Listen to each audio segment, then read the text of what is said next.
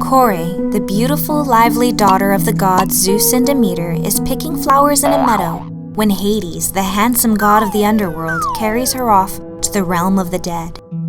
When Demeter, the goddess of grain, discovers her beloved daughter is missing, she's frantic with worry.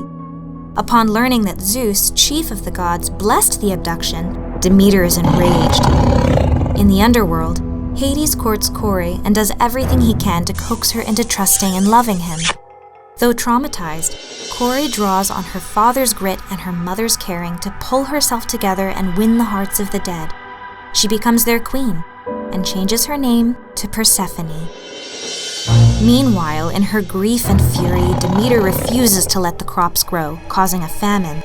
Demeter's bold action causes Zeus to rethink his decision. After all, if the famine continues and the mortals die of starvation, who will be left to worship the gods and offer sacrifices? In her new role, Persephone thrives.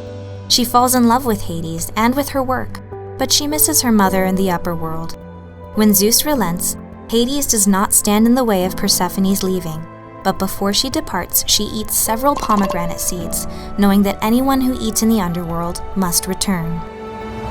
Demeter and Persephone reunite joyously, and flowers and crops spring up, ending the famine. Zeus throws a huge feast to celebrate. At the party, he heralds Demeter and Persephone and the new cycle of seasons, explaining that every year, when Persephone is in the underworld with Hades, fall and winter will descend. And when she returns, spring and summer will arrive in a cycle of renewal.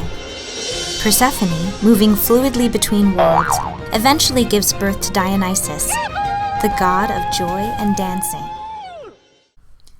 To find out how this story metaphorically relates to women rising today and how it can help you forge a life of greater happiness and fulfillment, read Persephone Rising, Awakening the Heroine Within.